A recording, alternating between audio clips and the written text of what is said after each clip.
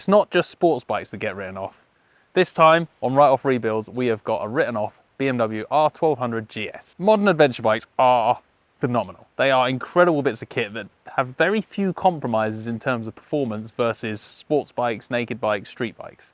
However, they are starting to get a little bit pricey. If you go for the all singing, all dancing, top of the line bike from Ducati or BMW, you're pushing £30,000. Now I know you can do PCP deals and deposits, but I wanted to see if it was possible to take what the deposit would cost you, stick it into an old bike, put it together and have some adventures for a fraction of the cost.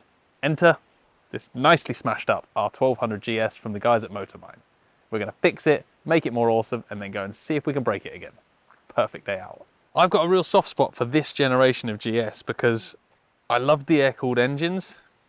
As things went liquid-cooled, we got a lot more power, a lot more performance and flexibility to do faster things and track days and stuff. But these old engines were so smooth, they used to absolutely purr. And also they were one of the lightest GSs ever. This format, this trim, was one of the lightest of the modern era of GSs. Again, the newer ones have got loads more tech and stuff on them. They've got electronic suspension, all that stuff, but this was reasonably basic. The only bad thing with them is they did have a servo ABS system, a servo assisted brake. This is a 2007, so it's kind of just on the crossover when they dropped that system, but there's a chance it still has it. Given that the brake calipers have been unbolted and taken off and held on the forks with cable ties, it's making me suspicious that something went wrong with that servo brake system and caused the crash. It has happened. I've seen it happen. So that'll be one of our first jobs to do, will be to get rid of that servo system and throw it in the bin. And probably the ABS as well, but we'll see how much we can salvage. Most importantly, we want to know, does it run? It doesn't look very happy with all its front end held off, but we've got a neutral light, we've got a high beam light. Of course it runs. Of course it does. These are the bikes that built BMW's reputation. That is what I'm talking about. That motor, they were such... This one's got 31,000 miles on it, and it absolutely purrs. There's no rattles, there's no taps. This was one of the best boxer twins ever built, I think. And I know I'm not alone in that thought. Best of all, you still get the nice little rock. I know there are plenty of people out there who don't dig the BM thing, but I'm a bit of a fan for it, and I love this era. I also love that this bike came with a hemorrhoid cushion. Make all the jokes you want about the age of BM owners you like, but that's going to be comfy. Well, let's get some bits bolted on and have a ride. Right, step one, jack up your bike. Little Easter egg there for any Mighty Car Mods fans. This 1200GS is actually in really nice condition. A lot of these bikes of this age have seen a lot of winters. The nature of these mean they get corrosion, they get abused through salt and grit and not washed. This one's been really well looked after. It has had some corrosion that's been reasonably well painted over. There's a bit of overspray, but on the whole, it looks in pretty good nick, and the mileage is low for one of these, 30-something thousand miles. So that's all big ticks for me. That's good signs. That does have a big effect on what these are worth as well. I went back over the last however many years of Motormine stuff.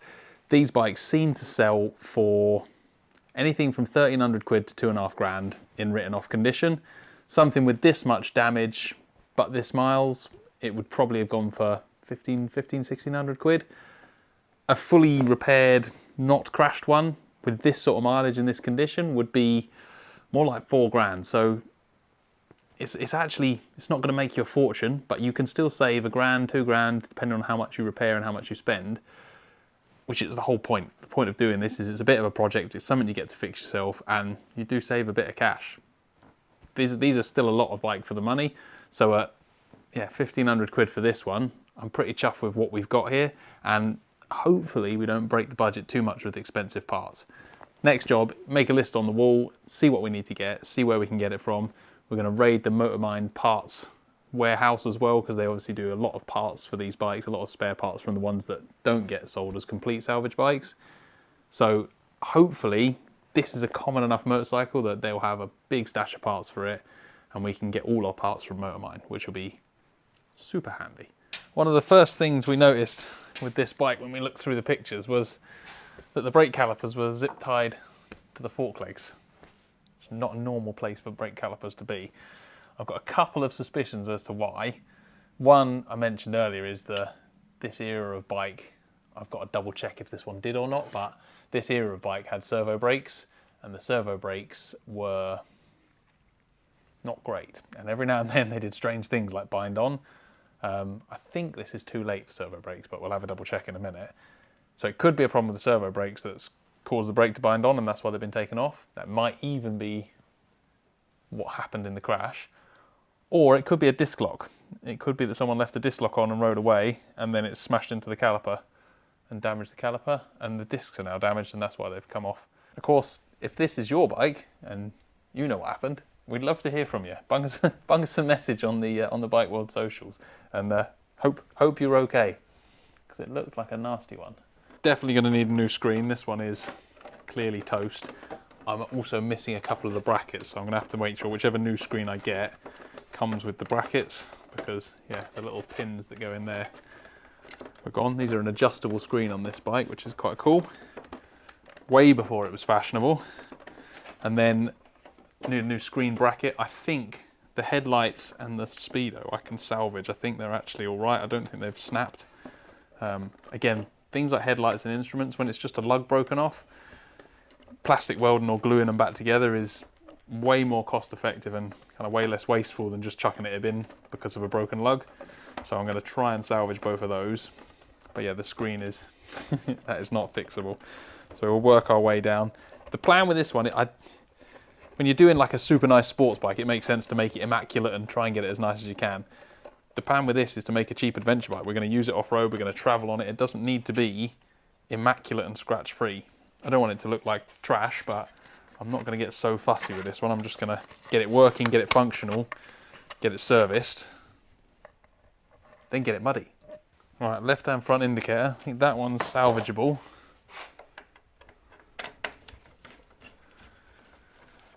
And then I think we'll have a look at this instrument bracket. Self-removing that bit. That, miraculously, even the holes are intact for the headlight mounts. I think we've won there. Been lucky actually. The side panels of this thing are made of pretty tough stuff. The right hand side was fine. The left hand side panel has got a little split in it and then some scuffs, but it's a big, thick, strong panel, so it's ripe for some repair work. So I think we can repair that. The beak, I'm not so sure. The beak does look to me like it's going to need replacing, but we'll have a look once we've got it off. This bit will be fine. The clip-on moustache, but this bit looks pretty mullered. I mean, it's not beyond repair. There's a chance we could pull that back, but I'll have a look and see how much a replacement one is, because if we can get a replacement one cheap enough, we'll replace it. If not, I'll get the old heat gun and plastic weld out. Nice. As I feared, the front subframe has taken most of the impact. There's a lot of quite deformed metal there. Thankfully, it doesn't seem to have damaged the oil cooler hoses, because the oil coolers are right up front on this. No oil leaking out anywhere, so that's a good sign. But yeah, front subframe is bent in every direction. I'm going to do a little check through, make sure the fork legs are straight, make sure the front swing arm pivot and the axles and the ball joints are all straight. It doesn't look like it's had a big impact on the wheel, but we'll check.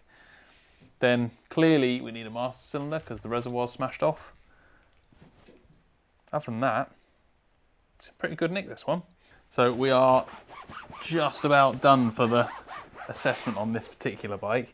It's actually not that bad. There's a lot of stuff, and given the type of bike and what we're going to use it for, a lot of stuff can just be repaired, patched up, cleaned up. So giving it a little bit of a polish, try and get some of the marks off the seats. Then I'm going to go through and rip off. There's a ton of accessories on it that I don't really want on there. So there's a Givy top box plate. We don't really need that. There's a load of extra wiring for random spotlights, and dash cams and all sorts of stuff on it. Again, don't really want any of that stuff on there. There's a set of bar risers, which are my least favourite thing on an adventure bike. So I'm going to dump the bar risers, get rid of the foam grip covers, just go through and stockify it a bit. Repair some panels. We've got all the front subframes, screen and clutch master cylinder. Repair mirrors. But apart from that, this bike isn't going to take a whole lot of work. Like I say, we're not being fussy about finish. We want it together, working and ready for an adventure. So obviously, knobbly tyres. Don't forget the knobbly tyres.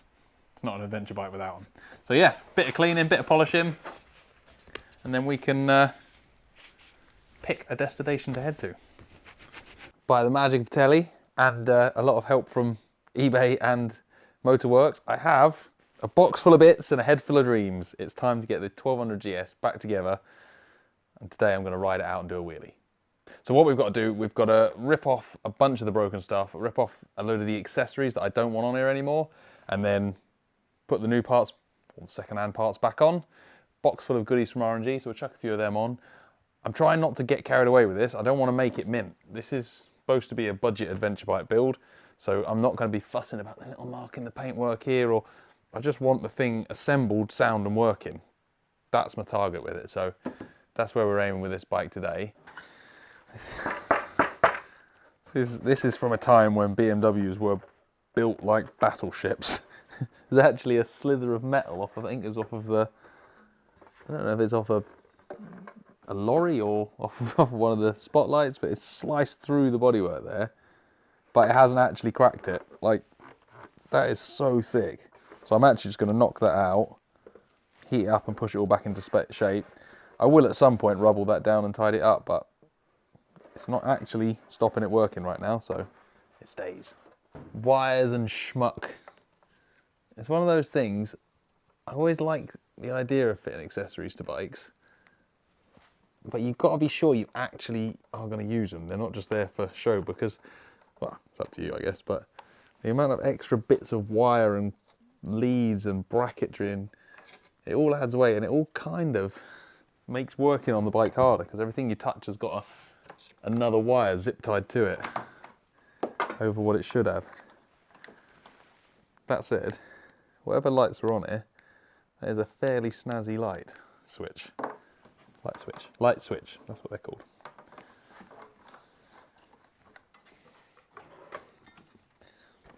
I think I'm just gonna declutter. I'm just gonna take all the stuff off that we don't need. Managed to get rid of all of that. It makes me very happy to put that in the bin. Next accessory to be removed are these bar risers. I don't like bar risers because they change how the bike handles. They move your weight further from the front tyre, which is kind of where you want your weight and your control when you're trying to ride something technical off-road. People fit them for comfort, which I guess is fair enough, but I don't want them. And these ones I particularly don't want, because every time I've tried to move the bike in the garage and pushed it, the handlebars have spun round in the risers.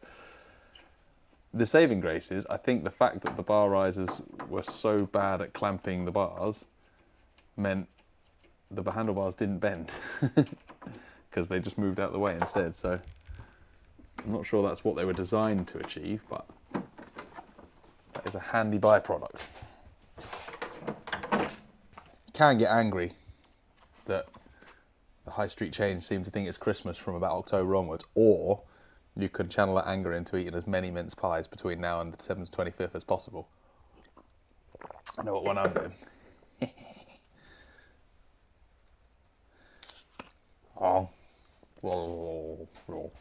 So the engine bars on this are pretty smashed up and bent. In all honesty, you probably could salvage them, but I'm not going to. I'm just going to take them off because lighter and they're pretty rough looking. So if I decide I want to go extreme enduro, I'll put another set on, but I think for now removing them is the best thing, especially given that they were held to the engine with an M6 bolt. Just actually now on to repairing the bike, which is what I wanted to do to start with. I thought I was going to have to buy an entire clutch master cylinder, which was A, expensive, and B, not easy to get hold of a second-hand one. But Motorworks came up trumps with a replacement reservoir pot. So I'm just going to clean the last of the goo out the bottom of there, chuck a new O-ring in, and a quick, easy fix.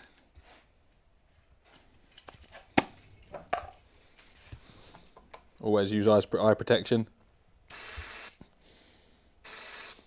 Safety squint for the win.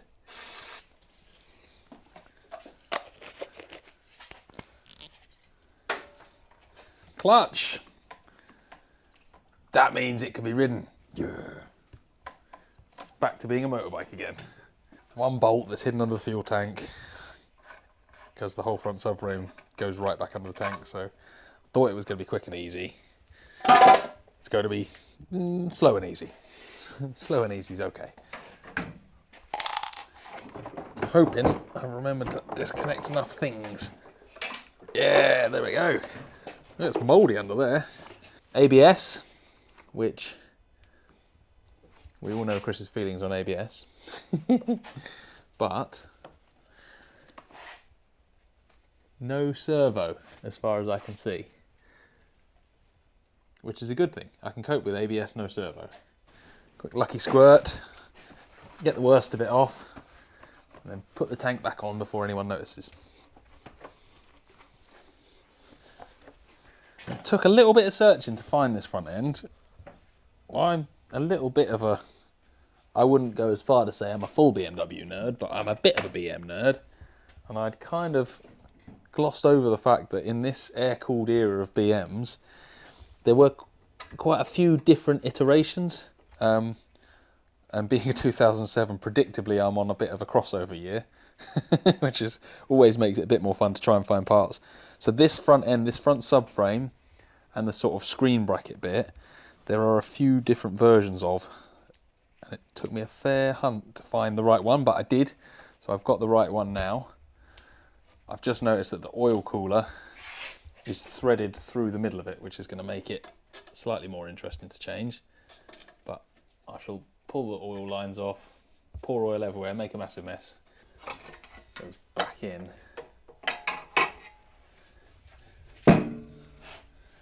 Out with the old, in with the still old but not broken. Again, if we were trying to make a, we'll put it on the right way up.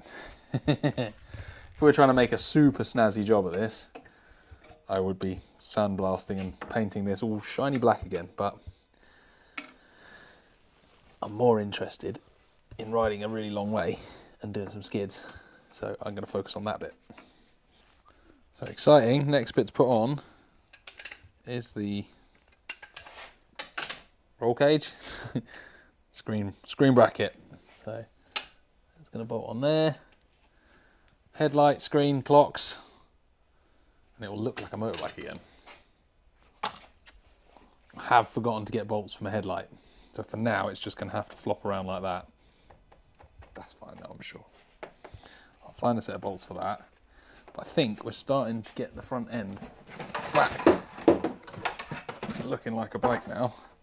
The beak is one of the other areas that were damaged, but again, it's tough enough. I think I'm just going to do a bit of gluing to get that back together.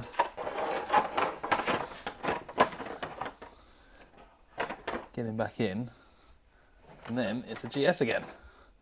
So we can just slot him over there. Slot him over there. And actually, it's a motorbike, which is very exciting. Couple more bolts, couple more screws. Bosh. It's always nice as well. I mean, I'm all for grabbing and using whatever decent quality bolts you have to hand, but if it's a bodywork bolt or a screen bolt that's visible, make sure it's the right one for the bike you're using. So if it's a BM, a nice Torx one, if it's a Honda 10mm bolt, whatever the normal bolts are. It always looks weird when you see like a nasty big hex-headed cheap garden gate bolt holding bits of bodywork on. So yeah, so that's to allow that to be all adjustable. I got distracted by taking things apart again. These are hot. Well, I know what they're for. They're to help with vibrations on a long trip, and it also keeps the original grips looking better. But I've only got Wickle hands. One of these giant fat grips. That feels much better. So yeah, more accessory deleting. Getting all excited plugging things back in. I have removed quite a lot of wiring from this bike today. I have properly got my fingers crossed that it actually fires up again in a minute when we go to start it. I don't think I've cut through any of the wires that were important. I don't think I've taken off anything that mattered, but yeah, we removed a bundle of wires like that, so hopefully none of them was important. Now's the best bit. We get to tick things off the list. It's sad. Screen and top brackets, done. Left and front indicator, still needs doing. Front subframe, done. Repair and paint side panel, haven't done that. Repair and paint beak, haven't done that. Clutch master cylinder, done. Handguard bracket, done. Mirrors, done. Haven't repaired the exhaust. Repair crash bar, I did that by taking it off. Remove all the accessories. Sort the ABS and servo, that's all sorted now. Look at that. Indicator, bit of paint, fix the exhaust, tyres. But none of that stops it working. So let's see if it actually still runs. I did, as I mentioned, pull off a lot of wires today. So it's fingers crossed to see, is there any charge left in the battery? Some. Yes! I was actually really quite nervous about that. But we have a working GS. I'll put the heated grips on, see if they work. Indicators that side work. That back indicator works. Horn works. High beam. Low beam. Side light. Side light's in there, yep. I've got a lamp warning, which I'm guessing is for the indicator. Got oil. Look at that! The ABS even. I mean, there's no light on the dash, so I'm wondering if it's been deactivated already. Normally you get a warning light on the dash that says ABS needs to initialize, you know, when you need to roll the wheels around a bit. And most importantly, the heated grips work. It runs, it works, and I'm a happy boy.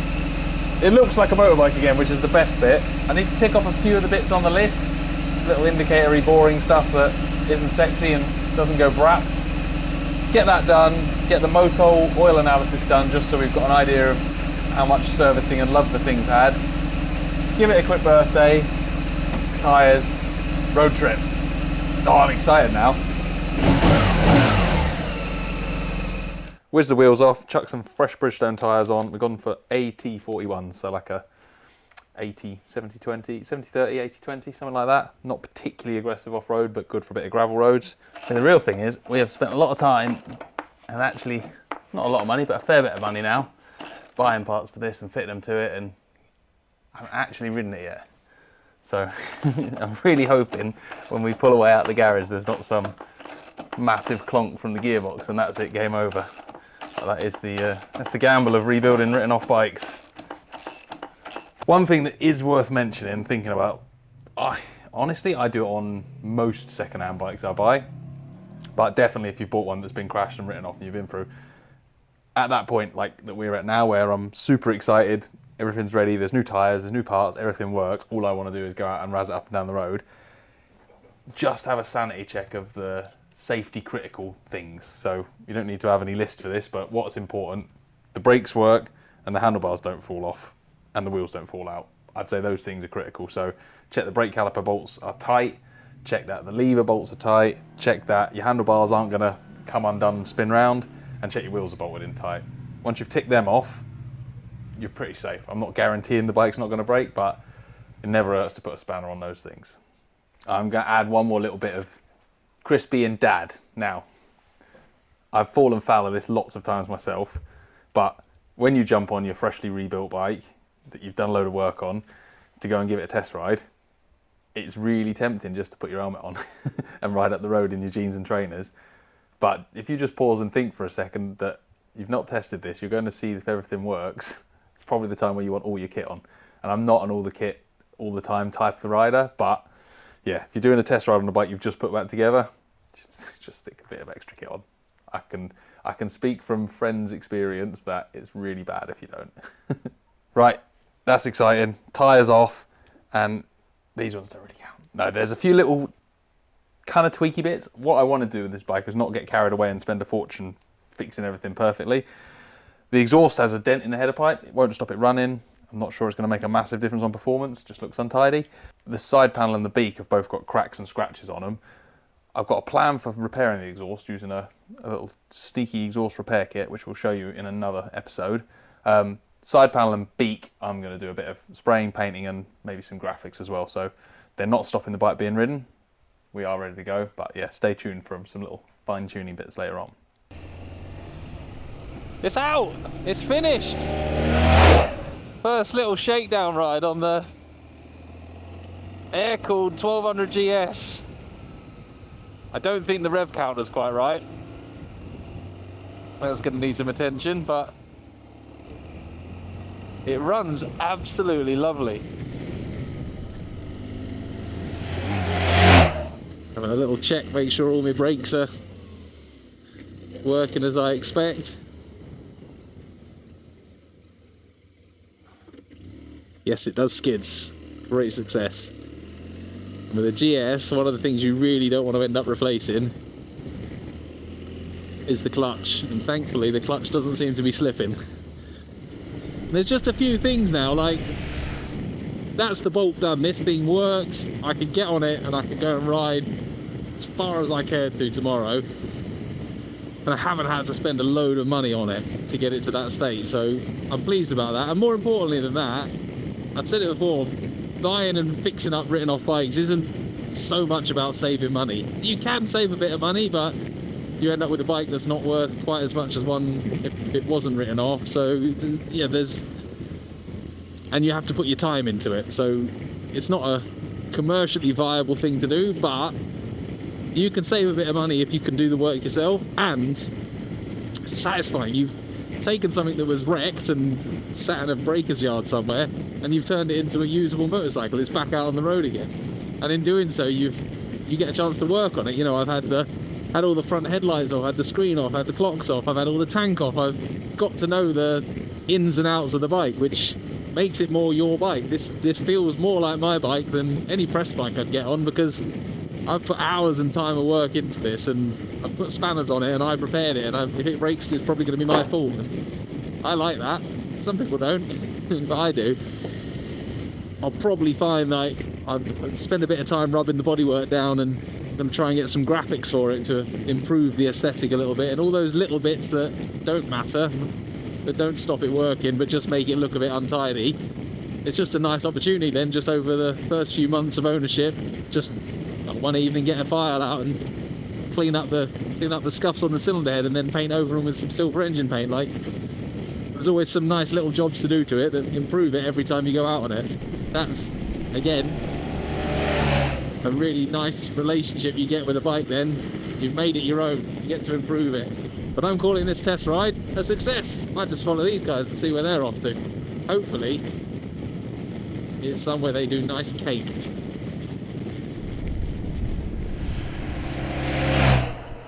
Success! It actually works. I am so stoked that this thing is finally out on the road. To be honest, it's been a pretty simple procedure. There's been a few little hiccups along the way, but the repair on this has been two things. One, parts for BMWs, particularly popular ones like this 1200, even secondhand, are quite expensive, so you always got to bear that in mind. But the flip side is, a lot of the parts you can buy individual components of. So like the handguard, there's like a little bracket that was snapped. And so we just bought the little bracket for, I don't know, £6 or something.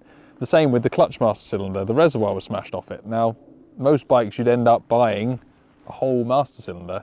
For that, I actually just replaced the plastic reservoir and the cap. So again, it cost me £15 for the reservoir and the cap. Then BMW wanted £10 for a rubber grommet, so I went and bought some cheap ones for 23p.